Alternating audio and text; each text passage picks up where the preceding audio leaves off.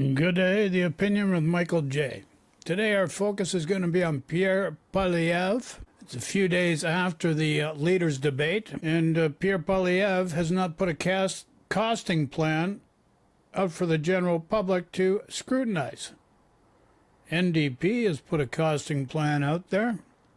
Liberals put a costing plan out there. So we understand you do not need security clearance to attack a costing plan of your competitors, but it'd be real nice if you put a costing plan out there so that people can look at where you're coming from. Yikes. Did I say that? You betcha I did. And here's why. You're not always getting the goods. You're sold a bad bill of goods. Now we're looking here now at Mr. Bill Kelly. Guy's been around for a while, broadcasts, I think CHCH or whatever it is, Hamilton area, for many, many years. And so he did a podcast, episode 122. And he basically stated, if it walks like a Trump, quacks like a Trump, and looks like a Trump, let's dive into some unsavory truths about the racist underpinnings of Pierre Poliev's Canada First campaign, including his comments regarding the regressive notion of defunding wokeism. You start seeing images of what's happening down in the United States now. If you're following the events in the U.S., Pierre Poliev is, you can put an official stamp on them. Agent Orange, too. No, he's not under the Soviet influence yet. But Donald Trump Jr. or that may not be correct. Maple Mega North. There you go. Maple Mega North. It's not the Conservative Party anymore. You got to remember that got torn apart when they friggin' demoted Peter MacKay after the coalition agreement. So what's really running this Conservative Party is a strong input of the Wild Rose Party, Canadian Alliance, and Reform Party. Them's the facts.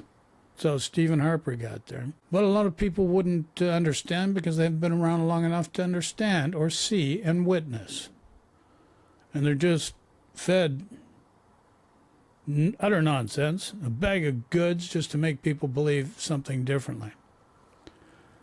So furthermore, Mr. Kelly says, defunding wokeism and erasure of Canada's history during his interview with fellow far-right ideologue Jordan Peterson. We will also talk about the dangers of his promise to invoke the Notwithstanding clause and suspend charter rights and freedoms. Now, I've seen people say, wow, the War Measures Act and the Emergencies Act, the only two people that enacted that was Pierre Trudeau and Justin Trudeau.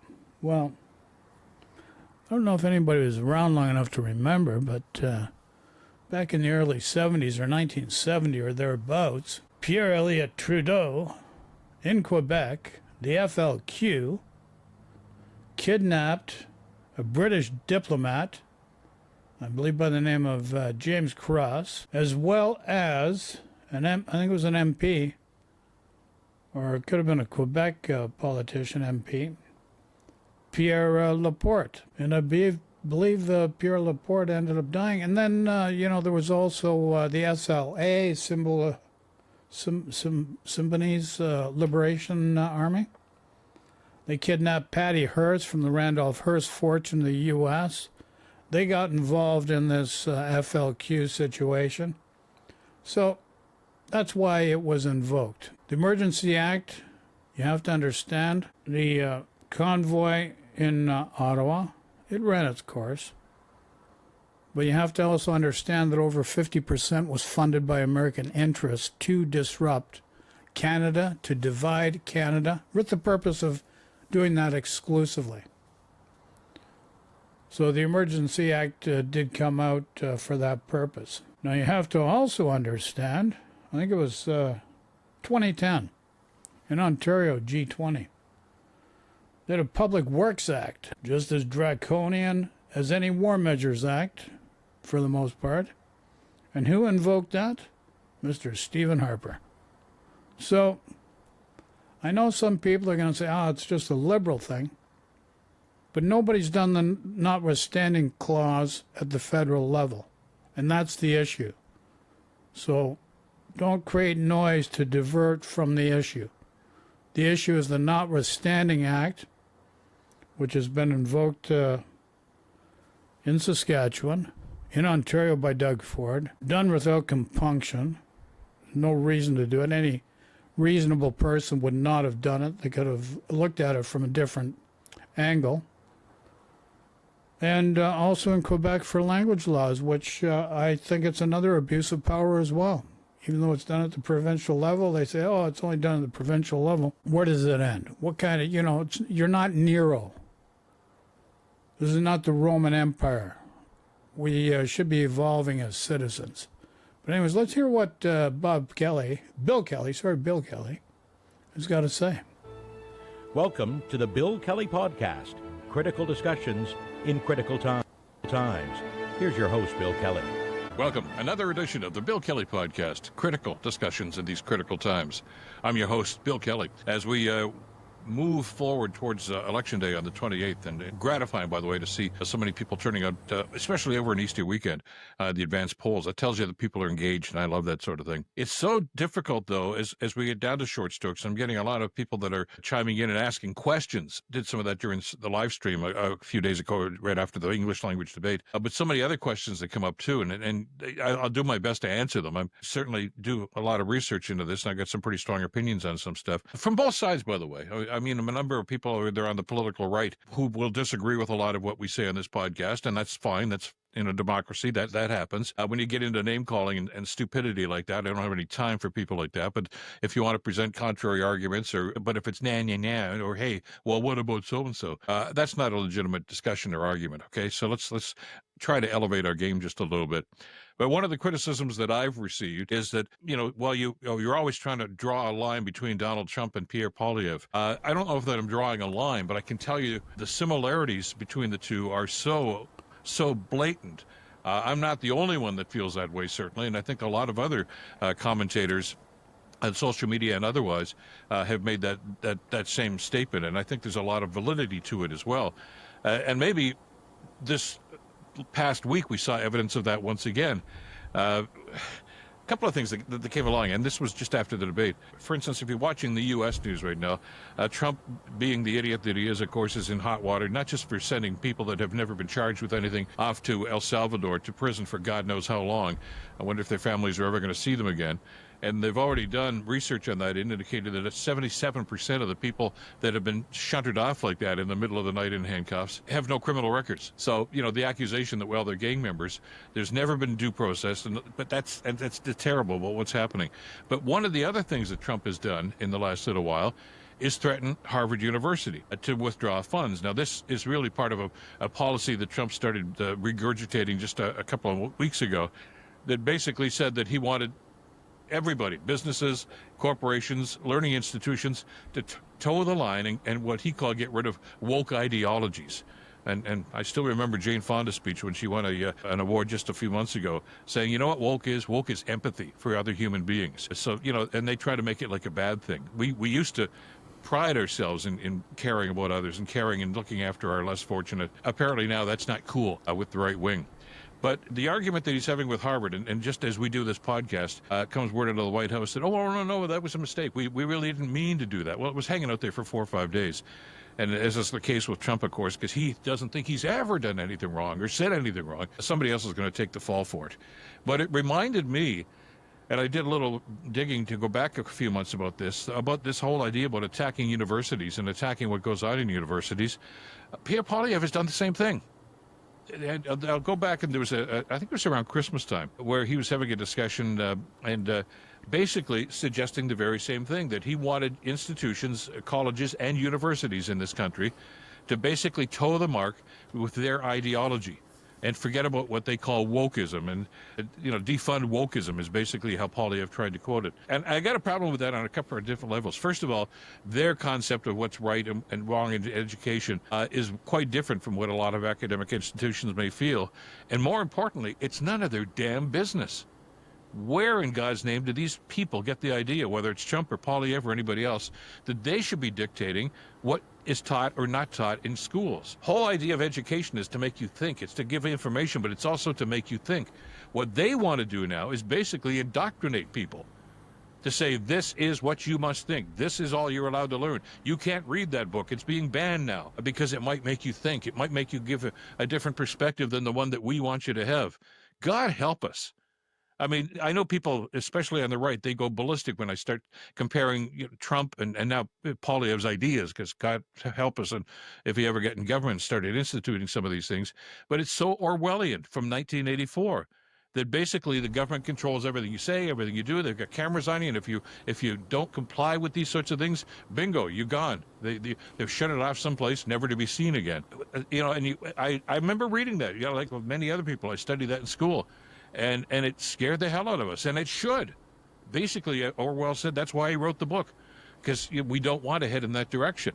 Well, fast forward to 2025, and hello, it's not a crazy idea anymore. It's happening, and sadly, our friends to the south voted in a guy who's wanting to make it happen that way. And as I've said many times here in Canada, we shouldn't make the same mistake. We can't afford to make the same mistake, and there are signs here about what's going on. And if you don't like the fact that we're comparing Donald Trump to Pierre Poliev, the mini MAGA, the Timbit Trump, etc., I'm sorry. But if it walks like a Trump and talks like a Trump, it's a Trump, okay? And that's the way it is. He's copying and he's parroting so many of the different things, even down to the whole idea of his campaign, Canada First, which is obviously a ripoff of America First. Which, by the way, just to give you some historical concept, you know where Trump got that phrase, America First? Yeah, it was the crying call, the rally call for the Ku Klux Klan, and still is, as a matter of fact, because of the twisted idea that some people have within the Klan and some of the other right-wing agencies that you're a patriot if you basically hate blacks, you hate Jews, you hate Catholics. You've got to be white Anglo-Saxon, supposedly God-fearing, although I think that's a ripoff of the whole concept of Christianity, too. And if you're not, then you're an enemy. And that's their mindset. And I don't want to see that happen here. I mean, this is the same guy. Poliev was the same guy that sat down with Jordan Peterson a few months ago and agreed with Peterson's concept that racism didn't exist in this country, that we imported it from the United States because it was such an issue there. Well, that's crap. Total crap. Yes, we have racism in this country. That's correct. And I just want to interject because I was down in the United States in the late 70s up to about 1980. Came back to Canada because I didn't like the racism in the United States. So I came back to Canada after playing hockey down there. And even in Canada, at that time, there was racism as well, but not to the degree that it was in the southern states of the United States. And that was my actual experience, and that's what motivated me, for the most part, to come back to Canada. Country. One of my dear friends, and a friend of many people in Hamilton, and Ottawa for that matter, was the late, and I think great, Lincoln Alexander, the first black member of Parliament from Hamilton, the West End of Hamilton. Of course, later became the Lieutenant Governor of the province of Ontario. Just an incredible human being, one of the most incredible human beings I've ever met in my life. But he wrote a book, and the title of the book was actually taken from a phrase his mother used to say. He said, "Go to school, you're a little black boy." In other words, the only way you're going to get ahead in this world is through education. It's an incredible book. I got a copy of it back here behind me someplace, and it's a great read. But he talks about that, and he told me hundreds of stories about how he, as a young child, and even as an adult, even as an MP, faced racism on a daily basis. So, and that's only one example of a black man trying to make it in Canada. We already know about that exists. God knows we could go on and on and on about the treatment of First Nations people, Métis, of what went on in this history. Of course racism exists in this country. I'm going to circumvent this right now. Is Kelly saying it's a racist country? No, it's not. That's not exact. This is a country where racism exists. We're not a racist country, not yet anyway. We have it, and we have to understand that it's there. We have to know what it is and take it for what it's worth. And we have to do what we can to try to counteract what's going on with those groups. Yeah, mitigate it. But it exists. Don't turn your eye or just turn your back and pretend it's not there. No. because it shows a certain ignorance on the people's part to do that, or a willing strategy to try to say if we downplay this, we can just keep moving forward on this. There are people that would not want to destroy this democracy, and they'd want to remake this country just like they're trying to remake the United States into the way they think it should be. And that's really where it's at. You see it every day now. People feed off other people, and this is where this bubbles up to the surface. And people get empowered, and sometimes that empowerment may not be the right measure of action for that time. And once you understand that a different perspective may be more prudent, and what do I mean by that? First and foremost, you, the person, start by being kind to yourself. Not in a narcissistic manner, but kind to yourself and how you judge yourself. And once you do that, you express that towards others. Everybody has value and worth. Doesn't matter where you come from. Doesn't matter who you are. Don't get hung up on the avatar that's been created for you because of color of skin, because of ethnicity, and various other factors. That is not the human being. The human being encompasses everybody, and everybody has value and worth. It's not what democracy is all about, and we can't let that happen here. But I get off on a tangent because I'm passionate. I don't want to see my country ruined. I don't want to see what we think is so great about Canada being denigrated and eventually eliminated to try to pacify these people so they can have their own agenda. Yeah, there's Trumpism. It happens all the time. Matter of fact, another example, just a couple of days ago, Poliev makes a big announcement. This is the morning after the English language debate. I don't know if you were following him, what was going on, but I mean, the early morning, he's got a media conference. And the big announcement, the big campaign announcement he makes the day after the English language debate is if he's elected prime minister, he's going to bring back plastic straws. I mean, that's a priority, Poliev, bring back plastic straws. Which, by the way, again, is parroting exactly something that Donald Trump did when he took office again. You know, making an executive order. He's going to bring back plastic straws. In other words, anything that we've passed, anything in the way of environmental activity or environmental protections or human rights activities, these guys want to whitewash it and pretend it doesn't exist anymore. That's part of the fabric of Canada. Yeah, but here's the other factor. These single-use plastics are very hard to recycle. They create a lot of waste. If you can imagine going to Fort Lauderdale to go on a cruise somewhere in the Caribbean, the size of those cruise ships, do you know how many cruise ships have that single-use plastics that go into landfills here in Canada? And the other thing is when it breaks down, it doesn't really break down very well. And so it leaches into everything. And guess what? It leaches into the human body. Everybody, you go to a Starbucks, you go here, you go there, because everybody's in a hurry working too hard. And all these plastics are leaching into your body and you just don't realize it. And it's not helping your health. It really is not helping your health. Those things are so important to us, and we can't let people that are ideologues like this try to tear them apart.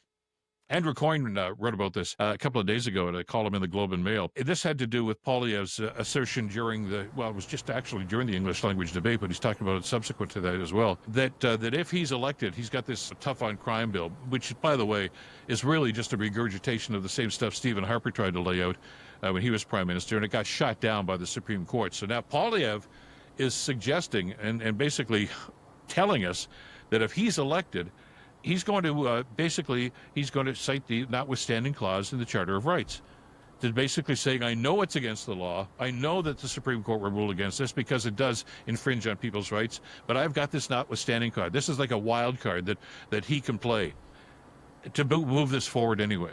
So, and to hell with the civil rights, despite the Charter of Rights and Freedoms. I've already expressed my feelings about what a stupid idea I thought this whole Notwithstanding clause was in the first place. A number of premiers have tried to institute this, especially in Quebec, and I understand, if they're trying to protect language rights, etc., maybe there's an argument to be made there. I don't buy into that argument. If he were to do this, he would be the first prime minister ever to invoke the Notwithstanding clause. But as Andrew Coyne wrote in his piece there just the other day, He says that Poliev wants to pass the crime bill, and that's one thing. But he says he doesn't really want to use the notwithstanding clause to pass the crime bill. He wants to pass the crime bill so he can have access to the notwithstanding clause. Because once he does it, once he uses it, once he puts in our mind that that's a tool that's there at his disposal, God knows how often he can use it. God knows what else he's going to use it for. I've looked at this, and again, it wasn't front of mind for a lot of us because we didn't think that a prime minister would ever threaten, or a would-be prime minister would ever threaten to do this. But abused and in the wrong hands, and it certainly would be if Poliev hit his hands on this, it's Canada's version of the executive orders. And here's another thing. Doug Ford in Ontario used the notwithstanding clause to exert his will on the municipality of Toronto. And what he did was inappropriate, and he did it in such a way so he did it without compunction because there's no liability if somebody gets hurt because of it. It's just the reality of the situation. And that's just not right. If you have not the ability to use thought and reason to be applied in a balanced manner with others to do what's best for everyone, you shouldn't be acting in a way that's oppressive and suppressive. It's just not correct, it's not warranted, and it's not respectful to, and does not show dignity for yourself or for others. It's a nice way of putting things, right? Right on. That basically circumvent not just the Parliament, but the Supreme Court and the laws of this country, and basically give the Prime Minister free rein to do whatever the hell they want. And we've seen Trump abuse that constantly with these executive orders. He doesn't go to Congress for spending bills, which is the way things are supposed to be. He doesn't care what the Supreme Court does, and I don't even know why he thinks that, because he basically controls the Supreme Court too. But you can't give any individual or any government an opportunity or a right to trample on the rights and freedoms of the people of this country. Yeah, what Trump's using is an emergency Powers Act, and that's why you've got the fentanyl issue being a fentanyl issue, even though, you know, from our side to their side is very, very minimal. And this is why he can, by using that act, he can do executive orders, doesn't have to go to Congress. Otherwise, he wouldn't be able to do it. But he uses this emergency act for security reasons. And that's how he's gotten away with it. And, you know, he's got Congress, which is mostly Republican, which is another form of, it's conservatism, because the International Democracy Union, run by Stephen Harper, is conservative. And the Republican Treasury is the treasurer of the organization. So, them's the facts. So anyways, we're going to pivot now to a different direction because we actually see this, which is rather sad, very sad. And I don't know why I keep coming back to this guy. I'm sure he's a nice guy, but him and I are on a different side of the street, going a different route. Just gotta say, folks. Moose on the loose, Mr. David. Because Bill Kelly, which you just heard in the podcast, been around for a long time, a lot of experience. And with experience and what he's been able to be exposed to comes a certain amount of wisdom. And he's a very pragmatic gentleman. If you don't agree with him, you know, you're able to discuss civilly, with a manner of civility, a common decorum between a couple parties to express each other's viewpoints and maybe come to different terms, a different perspective afterwards. That's what it's all about. It's not my way is better than your way. It's taking the two different ways and ascending judgment and coming to a solution that works to the benefit of everybody. This is the real way of doing things. And I'm going to give you an example because it's very simple. The United States has spent over 50 years fighting back and forth, anti-abortion, abortion, a woman's rights. Well, women's rights trumps it all. And unfortunately, Trump's the name. But here's the deal. Now it just got overturned by a conservative group in the Supreme Court, after over 50 years of precedence in law, each and every one that voted on the Supreme Court to overturn it went through a scrutinous committee routine, whereas they stated that they would not overturn Roe versus Wade. But they did it. And this is the way they work. Biggest organization in the world, conservatives. So, over 50 years divided a country. Anti-abortion, abortion, right to life. And a guy will say, oh, you're ripping life out of a womb. Maybe the consciousness of actually doesn't enter the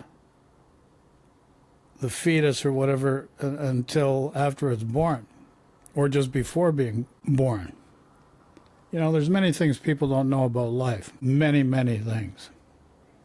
And if you look at the Buddha said the greatest thing he ever did, or ever came up with, was the fact that there was no beginning. And therefore, until after he left, he came to the realization if there's no beginning, then therefore there is no end. So I'm going to leave that with you, because if you look at it from this point of view, where you are more than anything you ever were, and came before you were, therefore, who are you? You don't want to... It's maybe a little too quantum for you. But anyways, now we're on Moose on the Loose.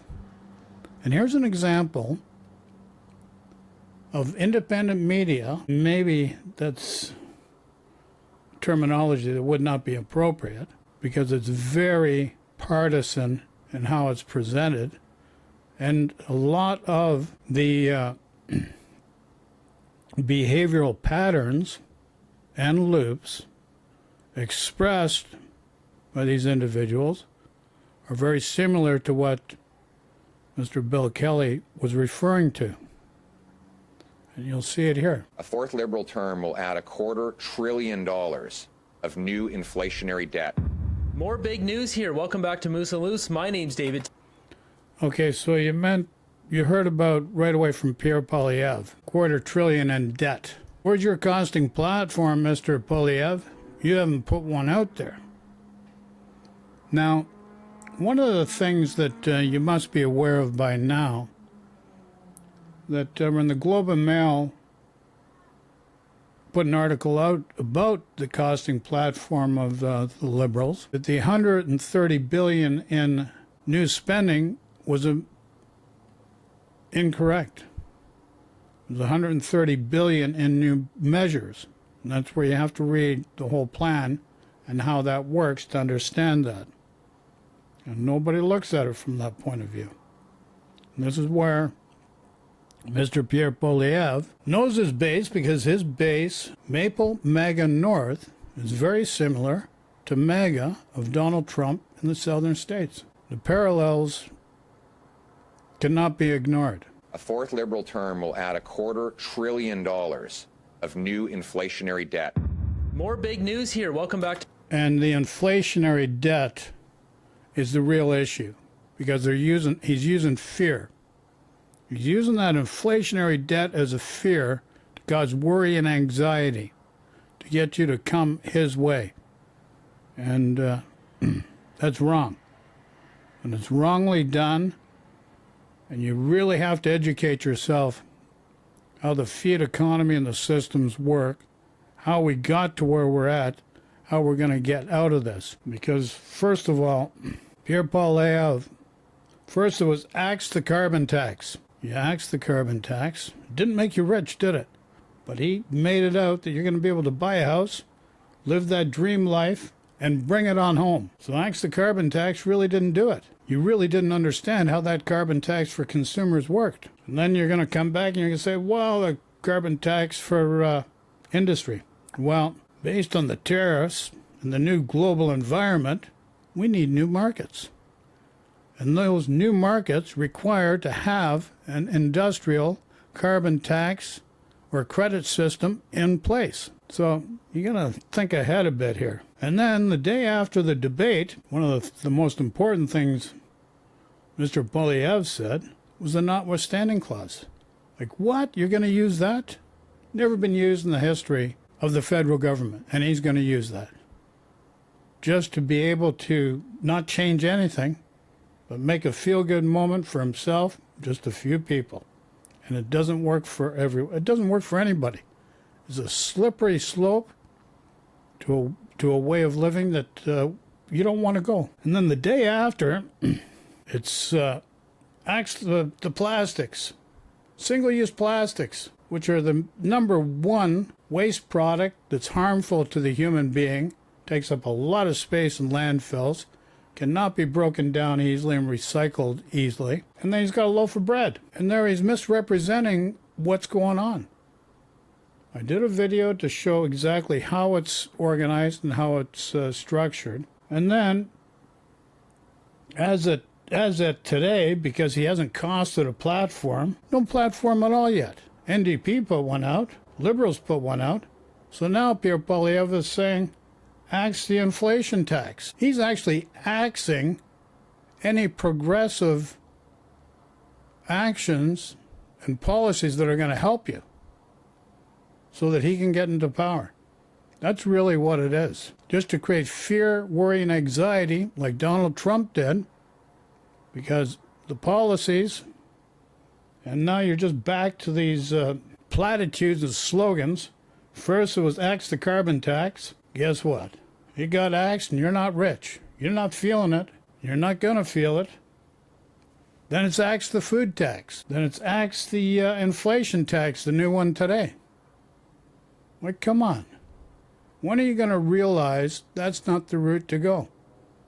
We are in very trying times, and this could be very disastrous for the country if you do it wrong. The United States is predatory now. It's a pariah. It's upsetting everything. The world order, last time it was done this way, 1929, and it continued with those tariffs, it created the Great Depression.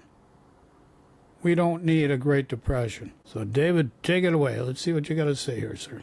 To Moose and Loose, my name's David. Today, Mark Carney has announced his fiscal plans for Canada. He wants to increase the deficit more than Justin Trudeau. This is his fiscally balanced, responsible spending for Canada. The man is a disaster. Let's jump into this. So first up, we got more polling data. Look at this coming from Liberal pollster, Main Street Media. 43.3% for Pierre Poliev, 41.4% for the Liberals. Pierre taking got nothing to do with the against facts. the Conservatives. Was this a dirty deal that the NDP did with the Liberals to essentially combine the parties without conspiracy theory? Forget it. Because nobody feels safer than we felt 10 years ago. I don't know what Nanos is doing here. He's making himself look like a fool. He needs to conduct his polls in a better way to properly represent Canadians. Someone's got a graph here. It says this is objectively measurable. Nanos population sample hasn't been paying attention, or ignorance is bliss. So we've got index for crime rates here in Canada. You're not showing the whole chart there, buddy. And the next one here is Here's another thing I don't understand. Here we have a chart that's supposed to talk about what government's in power and the crime under that government. And you got two lines. One's the blue line for the Conservatives and red line for the Liberals. Now, throughout the whole time that I've lived my life, there's been only one government in power at a time at the federal level. So how does this come into play? There's something not right about this, because that can't happen that way. It's a false narrative. No good. You're misleading people. So let's look at something here now. You know, this fact-finding, I'm not going to do too much of this stuff, because this fact-finding is a huge waste of time. Huge waste of time. Because people, you shouldn't, this guy, before he gives it to you, he should be doing his research. So now let's look at, this is Stats Canada, 1998 to 2023. Violent crime, crime security index, nonviolent crime. Footnotes. Crime severity index are based on criminal code incidents, including traffic offenses, as well as other federal statute violations. The base index was set at 100 for 2006 for Canada. Populations are based on July 1 estimates from Statistics Canada, Centre for Demography. So this is only up to 2023. 1998. So things, let's be honest, things are not going to H in a handbasket.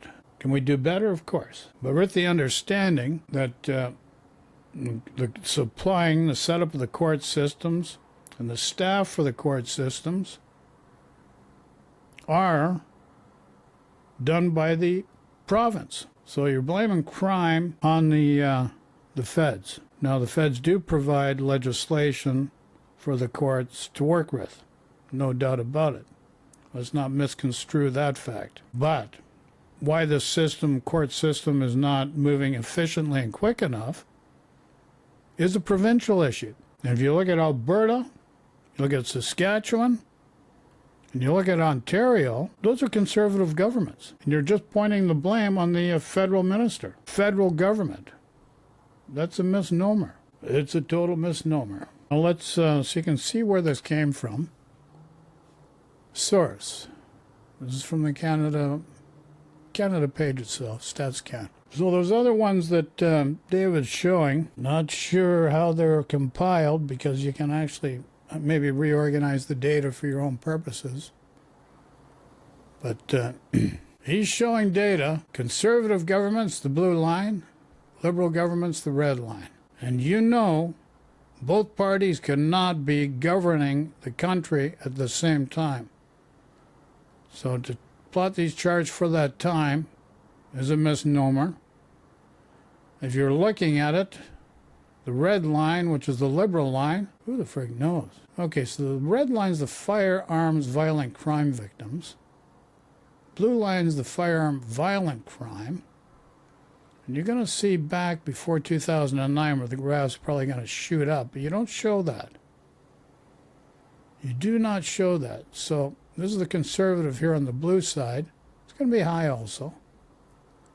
But, so it's all balancing out then, if you're looking at it from that perspective, and I think maybe that's the way he should explain it.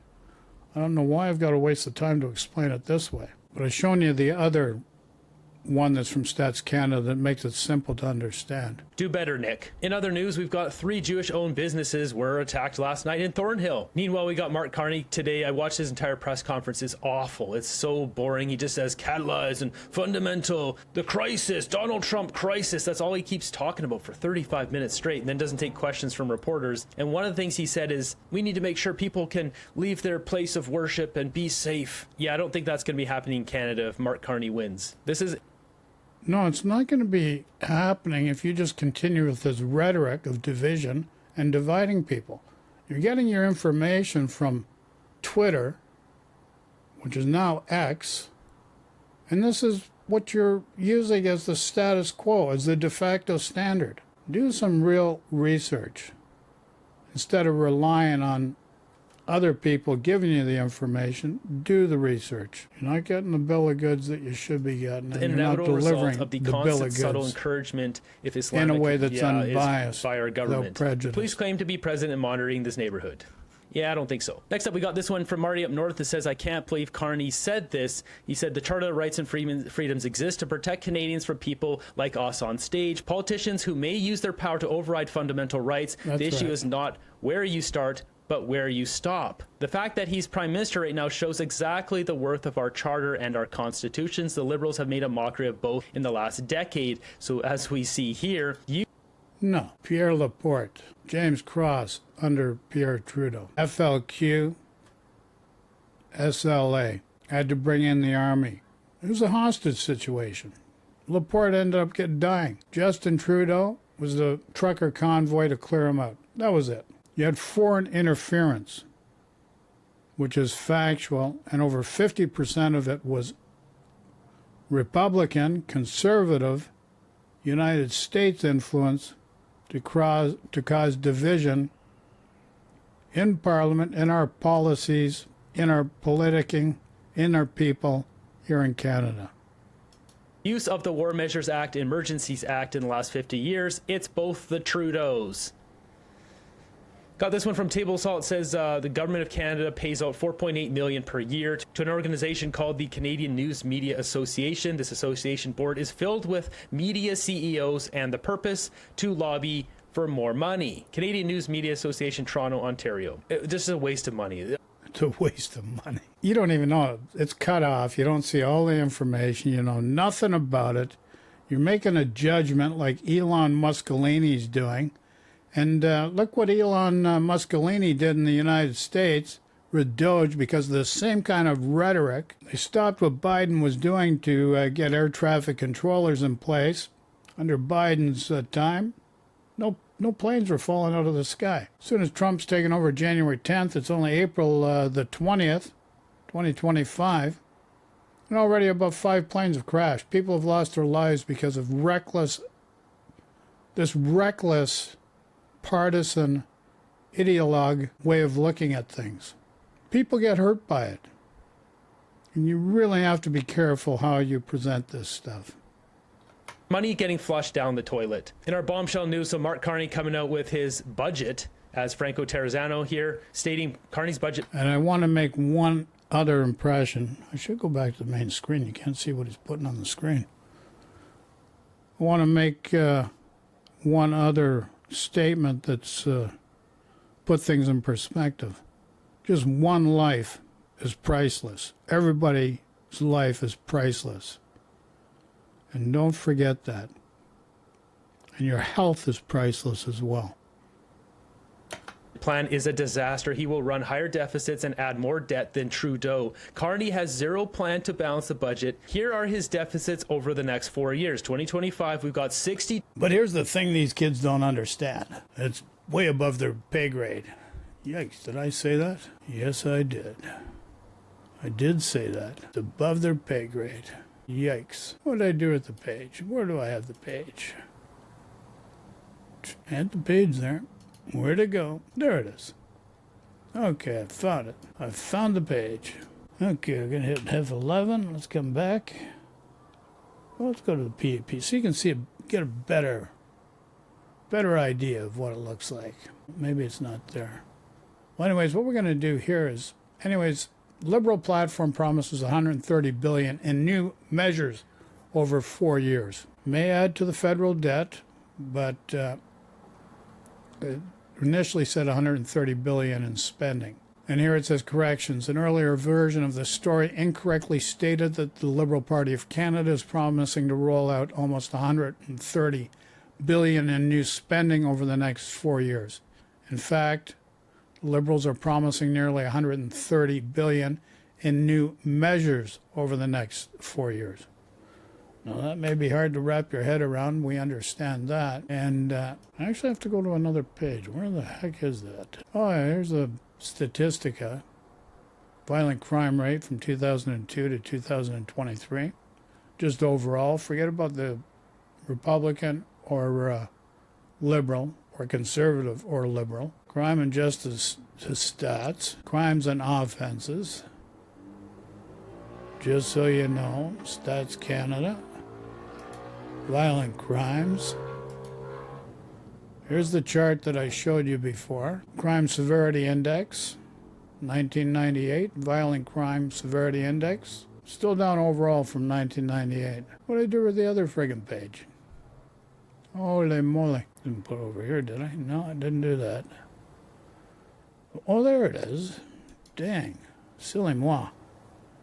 Silly moi. Okay, so what page is this? Yeah, I don't normally friggin' pull this stuff up, but you got to do this stuff. You're going to go online and present it to people. So this is the Liberal plan. NDP's got a plan.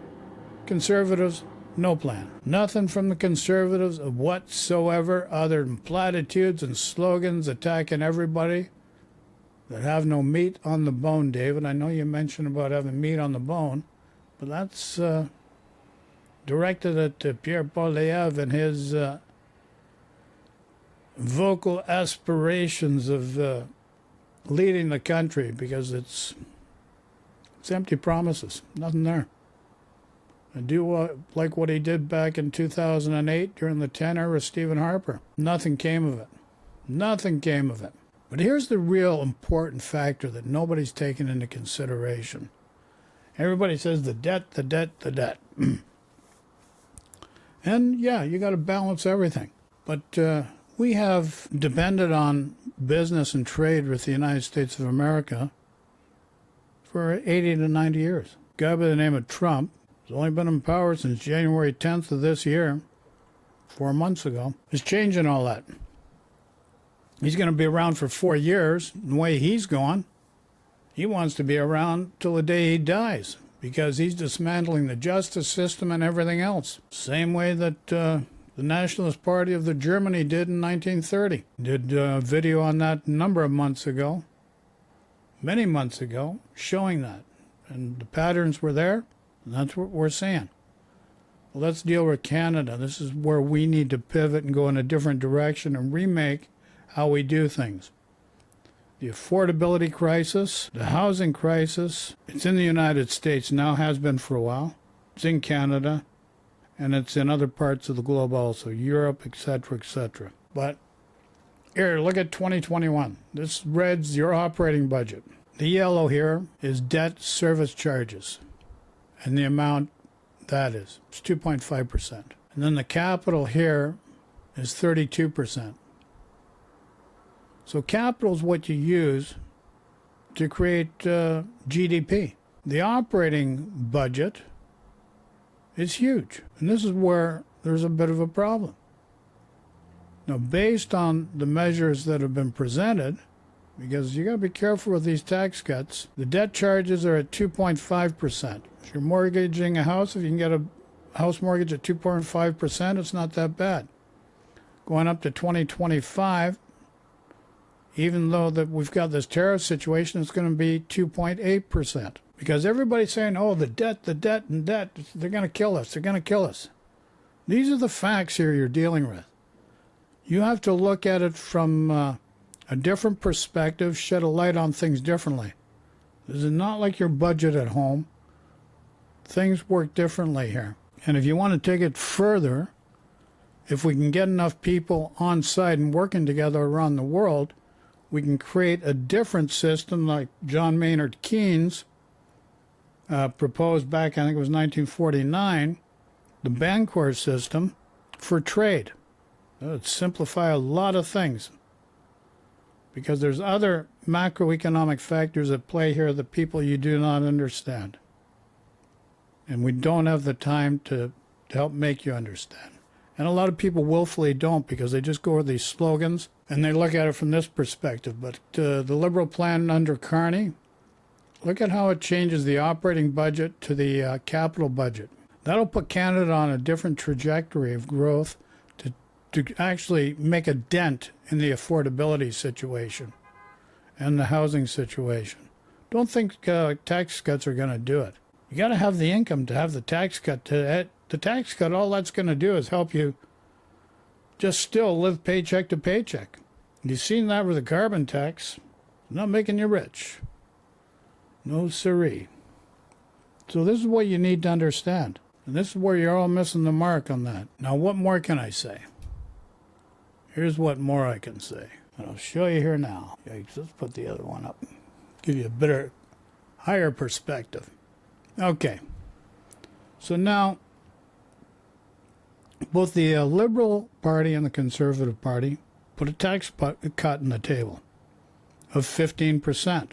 But the Conservative Party on the 15% is worth about 2.25%. The Liberal one is only worth 1%. Now, I didn't have the numbers to put up here for the Liberal one because I hadn't gotten it onto a PowerPoint or pulled it off a government site. Conservative Party estimate, based on the tax cut, is $14 billion per year. Over a 4-year period, that's $64 billion. Now the conservative, that's the conservative one. $14 billion a year. Over 4 years, you're looking at $64 billion. Liberal one, $5.9 billion a year. It's less than half, which works out to about $24 billion a year. It's a big difference over the course of 4 years, and it'll make a big difference to how you invest in infrastructure and revenue-producing industries to change the way we operate in Canada. The average home sales as at March 2025, very expensive all around the country. So the housing plan. Poliev's plans up to 1.3 million. GST free up to 1.3 million with no restrictions. Anybody can get it. So if you're rich, you're going to get GST free as long as it's 1.3 million and below. Everybody's going to get it. Carney's plans 1 million and below, and it's limited to first-time buyers. So these are the little things that you're not looking at, because you got to look a little bit more closely at how things are working. And 1.3 million, that's 30% more. Like, it may not seem like much, 1.3 versus 1.0, that's 30% more. Plus, there's no restrictions. Carney's plan is 1 million and below, and it's restricted to first-time home buyers. Very important to know that. Here's the difference. 1.3 saves you 65,000 GST. So that doesn't go to the government. That's what it saves out of the purchase. Carney's plan, 50,000. All these things make a big difference. There's a bigger one for the eyesight challenge. Now, condos used as investments, and this is where we've got a bit of a supply issues, because people are using these as investments. So London, Ontario, 85.5%. Windsor, 64.4%. Kitchener-Waterloo, 60.7%. Now, Toronto housing starts in 2024, single or semi-detached, just 5,000.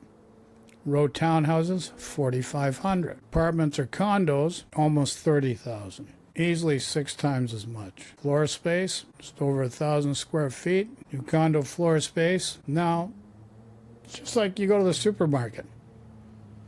Instead of raising the price, they make the contents and the volume of the contents in the package less. No difference with the housing market. This is what you need to understand. This is what you need to understand, folks. So that's where that's at. So you have to look at things just a little more closely. Yikes.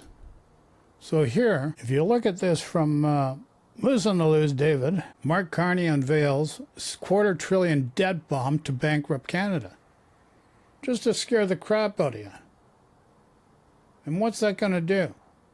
You look at the debt servicing costs, how you change your balance sheet to productivity to create cash flow and asset value. And this is where you people do not understand. And this is a dangerous, slippery slope when you're just poo-pooing all this stuff. Just saying, folks. $2.3 billion. We've got $59.9 billion. We've got $54.8. We've got $47.8 billion. That's an extra $225 billion extra debt. We're already pushed to the max because of Justin Trudeau, and Carney will be the nail in the coffin. Yeah, but we got an existential crisis happening right now. So, I don't know if you remember the Model T. A guy by the name of Henry Ford Motor Company. He would have told you back then, you're not going to get out of it by saving money and tightening the belt, becoming more prudent to make sure your efficiencies are up, but investing properly to change the cash flow around to change the situation is the more prudent approach. And he was talking about advertising for the product.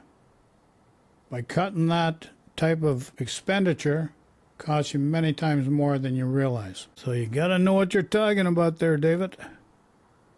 And you're taking information from X, previously known as Twitter. It's not a good way to get information. For Canada, you get some good ones, but America will thrive because Mark Carney is business partners with Team Trump over there. I mean, he moved his business from Canada. That's really the most dumbass thing I ever heard. He's not business partners with Trump. Brookfield is a separate entity, a corporation that was started in 1959 by the Bronfman brothers, Edper, changed to Brascan, ended up changing into Brookfield. Now, they went to the United States because then they could list on the NASDAQ or other exchange there in order to get more capital to expand their business. And with that new capital, they can make more revenues and profits that could filter back to the Canadian market in one way or another. You just do not know what's going on. And you're just making this stuff up because you really do not know. To America as soon as Donald Trump got elected. If Donald Trump was the enemy, just think about this for a second. He keeps talking about how we're at war with America and Donald Trump's the enemy and it's a crisis. What kind of person would move their company to a crisis area, to the enemy's land, the enemy territory? Was there any American businesses moving their company to Berlin in 1939? Listen, dumbass. This listing on the American exchange was in the works by the operating principals, the officers, and the chair's not part of the operating guys. Back in October, nobody knew Trump was going to win the election, so it was all in the works. And still, no matter what, it's still not an ideal. The timing's not great, but when you're in real estate and investing in real estate, there is no perfect time. You buy it when you buy it, and you do it in a long-term investor perspective. And this is where you don't realize. And I apologize for talking down to you, sir. I don't think so. I'm pretty sure when that war was going on, nobody was moving their business there. Yet Mark Carney moved his business to America after Trump got elected, but he's saying Canada's at war with Trump. He's saying Trump is the... It's not Mark Carney's business. Brookfield is not owned by Mark Carney. It's not owned by the officers. They may have some incentives for performance to self-enrich themselves, but it's performance-based, but that's not their company. And you're forgetting the other most important part. Pierre Poliev has a huge interest in Brookfield. So don't kid yourself. Pierre Poliev has a huge interest through Vanguard index funds in Brookfield. This threat to Canada, it's a crisis. It's only a crisis for... It is a crisis. Don't you get out of Canada? Don't you study what's going on south of the border? Because of these tariffs and because of this demagogue Donald Trump, we haven't seen anything like this since Herbert Hoover and the Smoot-Hawley tariffs that put the world in a depression. Like, come on. People were acting like you were back in 1929. So just make you not feel so bad. Not that you will, because I don't think you realize you know what you're talking about. Canadians, not Mark Carney, because his money is protected in America. So this debt here is going to destroy our country. So he lied that he was going to balance the budget in 3 years. Yep. Yeah, he did lie. He always lies. The interest payments on... Talking about the operating budget. You guys don't pay attention. You really do not pay attention. You got to pay attention. On the current federal debt is more... Oh, yeah, but I showed you the servicing costs. 2.5%, and then based on the new expenditure, it's going to be 2.8% in 2025. But the operating budget's going to be balanced. You're going to have a lot more capital in order to make this work better for the people and dig into the affordability situation and the housing crisis. They're not going to disappear overnight. It's going to take some time. It's going to take some work. And furthermore, you have to understand, do you even understand that the U.S. dollar is the reserve currency of the world? And this was awarded back in 1944 as of the Bretton Woods Agreement. And then, what was it, maybe around 1970 or something like that, 1979, I forget which. You had the Jamaica Accord, where the gold standard as alignment with the currency, plus also fluctuating currency instead of a fixed standard. But there's a lot of things here that you're not aware of, David, that is worldwide geopolitical and dollar related. The United States has been the reserve currency of the world, and they've had privileges because of that, and they've abused those privileges. Just saying, sir. More than $1 billion per week. These debt servicing charges also exceed all combined federal health care transfer payments to the provinces and territories. That's a great... Yeah, but you know, you got like 43 million people in this country. So it may seem like a lot because there's only yourself, but you got to put things in perspective, and this is where you're missing the mark. Great point. How will Carney manage this deficit? Just as Not a great Pierre Poliev point. accused him of doing in the past, print money, raising inflation, high interest rates. We've already lived this scenario. And then guess what? Life will get too expensive, but don't worry, Brookfield will be there for Canadians with tiny homes that we can rent from them. Carney's What's this Brookfield bullshit? Why don't you throw Minto homes, the people that are actually developed locally and stuff like that? You know, you're just creating a trajectory that goes nowhere, serves nobody whatsoever. Really doesn't. plan is to tax and spend until Canada goes bust, then sell off assets to China. Seems like it. That's called a structural deficit. It means deficit is unmanageable. Either our Right. I'm not going to watch this much more because I just can't handle too much of this stupidity. And that's really what it is. Pardon the expression. this National Post article, 130 billion new spending, no timeline to balance the budget. So Mark Carney. So they took that from the Globe and Mail, and there was a correction in the Globe and Mail, which I already showed you. More to it than As that other comment said, he lied again about this. He said he would balance the budget. He's not going to balance the budget. He's going to jack up this. Everything's going to lead back to Brookfield.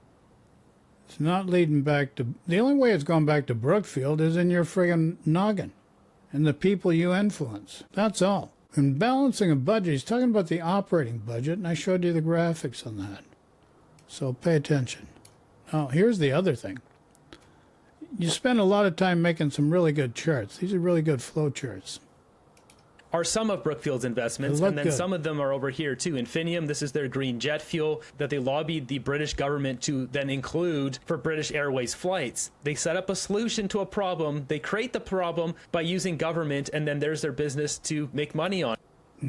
No. The two Bronfman brothers that had a company called Edper, which changed its name to Brascan, which changed its name to Brookfield, were the people there. It was their company, but it's a publicly traded company, so it's different. And the costs associated with filings, financial filings, audits, etc., are friggin' enormous. You don't understand what people have to go through in order to have a company. And you should be proud of the fact that Brookfield's one of the best companies in the world, and it's a Canadian company. Like, there's different ways of looking at things. On it. They got Colonial Pipeline. We got Doug Ford's already getting one incorporated into service. Didn't happen very much under just. Sorry, what's this guy saying here? It's a very liberal budget, if I may say, or platform, in that the deficits in some ways get worse rather than better, and they're already pretty serious. And secondly, it places its reliance on the same thing that Justin Trudeau's government placed its reliance on, which is if we invest so much money publicly, we'll get many multiples of private sector spending to go with it. That really didn't happen very much under Justin Trudeau. And I think. Yeah, and why did it not happen? Because you had a worldwide pandemic that started on December 19th, 2019, and here we are, April 20th, 2025, and it's only within the past few months, or the past quarter or 2 quarters, that supply chains are starting to somewhat get back to normal. Like, you had a worldwide pandemic that created an issue around the world that spiked inflation. Do you understand why? Inflation around the world. This is not exclusive to Canada. It happened everywhere around the world. Canadians and Americans were lucky because our governments were able to give money to the citizens to make sure that they got through it, could afford groceries, do things, at home, be home with their families at least, and not be out cutting grass like they do in North Korea to make grass soup to get by and live. Like, you don't understand how privileged we are. And then you listen to this rhetoric and you don't realize how you got to it. Brookfield's a very good example of a well-managed company. One question to ask Mr. Carney is, why does he think he can get private sector multiplier effects going when it was so unsuccessful in previous Liberal governments under Mr. Trudeau? Because his contacts, his experience, his understanding in how these markets work in order to satisfy the needs of the people to provide that funding and working together with them in a concise, responsible manner to make it from thought to actual incorporation and actually providing something for people. This is the difference, and you're missing out on this. Carney's got a plan that works with Brookfield. He'll say whatever he needs to say to convince people, but the man lies. He's a chronic liar. And We got Brookfield Melissa posting nonsense this is one, nonsense. saying Bloomberg just said if Carney is reelected, Canada's fiscal position will worsen and our debt to GDP unlikely to improve. Vote properly, Canada. Overall, the platform shows Canada's fiscal position worsening if Liberals reelect on April 28th. I don't see anything from Broomfield that says that. There's some guy posted on X, and then Bloomberg.com. At the bottom there like that. I wouldn't take this as a de facto standard. And who says they're right, if that is them? Show us something of merit here. The party is currently leading in the polls. Canada is unlikely to improve debt to GDP ratio over the forecast horizon, which was previously a key fiscal guidepost offered by the Liberals under Trudeau. In response, we got Pierre Poliev blasting Mark Carney on this reckless plan. Mr. Carney's $130 billion in new spending promises. You got to understand, it's not $130 billion in new spending promises, but because you're misinformed, because you got something that was misquoted. Where's your plan, buddy? Just saying, folks.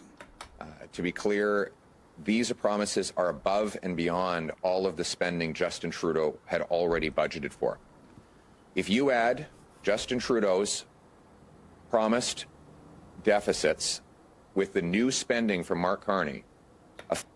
Listen, I may have said $64 billion with your tax cuts on the 15%, but it should be probably about 56. But it's still double, more than double of what the Liberal plan is.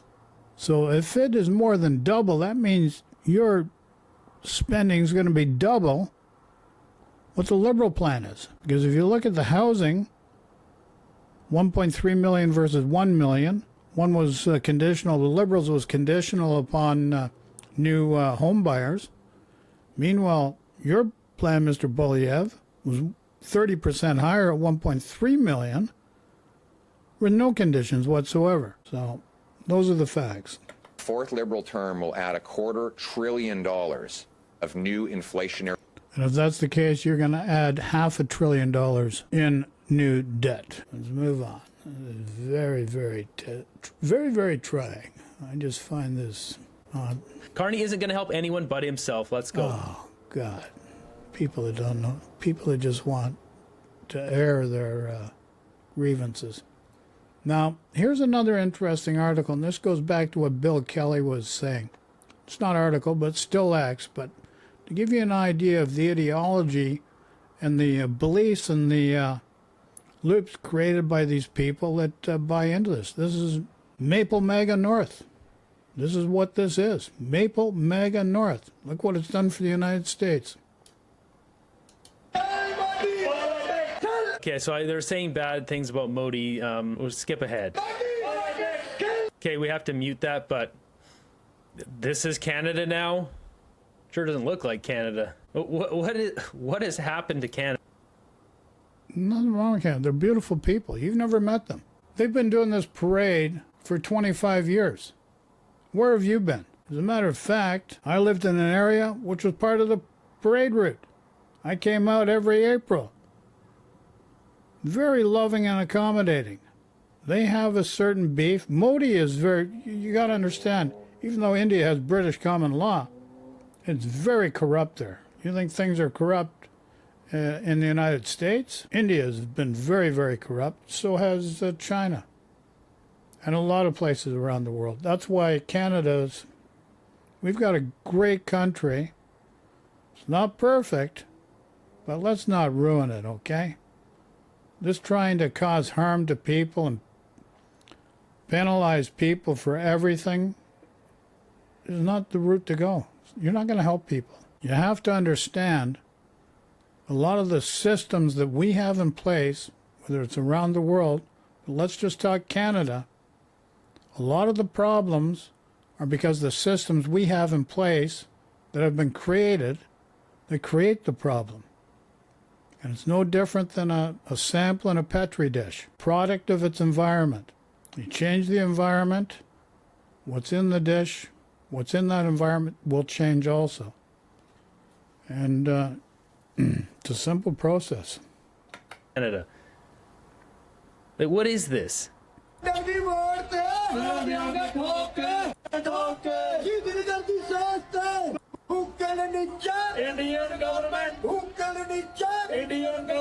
Okay, this has turned into a clown world. What the F is going on? Dangerous idea to pander to an organization aligned to T-word. That crap has no place in this country. Exactly. Now, your free speech is allowed, but their free speech is not allowed? I just pointed right out to you in real time, the hypocrisy. Your free speech is allowed? I think it's offensive. They think it's probably offensive, and you think they're offensive. They're not chasing people down on the street. If you're out there with them and they've got food, they'll give you food. You've never been around there to know really what goes on. Calling to end the leader of another country in the streets with a jail and a cardboard cutout is preposterous. Should be renamed Khalistan Parade, yeah. So someone took a picture of the ballot. You're saying that right here in Canada. Like, come on now. Do you not understand the hypocrisy? In Pierre Poliev's riding in Carleton, and this is what it looks like. This is preposterous. So this is the longest ballot group that's doing this. They put a whole bunch of independents on here to confuse people so they can't find the candidate that people want to vote for. So Pierre Poliev is right in the middle here. It is alphabetical by last name, but he's right there. Just think how much this is costing taxpayers to print out ballots this long. I think this group who's doing this, they should have to pay for this. This group is anti-conservative. Oh, how eco and green is this to have thousands and thousands of ballots this long? Anti-conservative. We got to put them in jail, right? Come on now. People are people. People make mistakes. Let's change the environment. Let's change how people have to live. Understand that people's health is priceless. You talk about money. When you put value on money, more so than the value of a human being, we've got a real issue here. That's a real problem if you look at it that way. Cutting down so many trees for something so stupid. It's malicious and undermines democracy. Whatever loophole allows this needs to be closed immediately. Quite the announcement from Mark Carney. He thinks adding a whole bunch more debt will catalyze. It'll be fundamental to fight the crisis. Those are his three favorite words. His press conference was very telling. He talks in these very general platitudes, never any real substance, no meat on the bone, no real plan to do anything, just fear-mongering. Fear-mongering. Well, Trump is a problem. He's creating a problem for everybody in the world. So don't take that lightly. If you do, you're making a big mistake. Number two. Where are we going to go with number two here? What do you think? You ever buy a car without getting a bank loan? You ever buy a house without getting a mortgage? Do you ever get money in your pocket without working for it? How do you think government works? Do you think they just save up money and put it back into the economy? His audience there, the people watching, which, by the way, his numbers are very low. I was comparing it today. Pierre Poliev had a rally that ended just 20 minutes earlier, where Mark Carney had one that ended 3 hours earlier. Yeah, I hope we don't have Pierre Poliev, because you see what's happening down in the United States. I don't want to waste another 4 more years with just utter nonsense and making things worse. So that's the way it's going to go. Loophole allows this needs to be closed immediately. Quite the announcement from Mark Carney. He thinks adding a whole bunch more debt will catalyze. It'll be fundamental to fight the crisis. Those are his three favorite words. His press conference was very telling. He talks in these very general platitudes, never any real substance, no meat. No meat on the bones, right? Okay. The housing plan, I put a video up where Scott Galloway interviewed Mark Carney. Great interview. Really great questions. Good answers. I posted it on my channel. Anybody can look it up. The housing proposal by Mark Carney took just over 4 minutes. And I also did an example with Pierre Poliev being interviewed by Brian Lilly of The Sun on the housing issue. Took over 9 minutes. The one that took 4 minutes explained twice as much detail how things are going to be done, and it was more concise. You can look at the video, find out for yourself. So anyways, folks, we're going to cut out here. Cut out, yeah, we've seen enough. We've seen enough. Thanks for watching. Love and peace to everybody. Take care. Talk to you all soon, folks. Talk to you all soon. I got new buttons or new stuff here now. I just set it up today.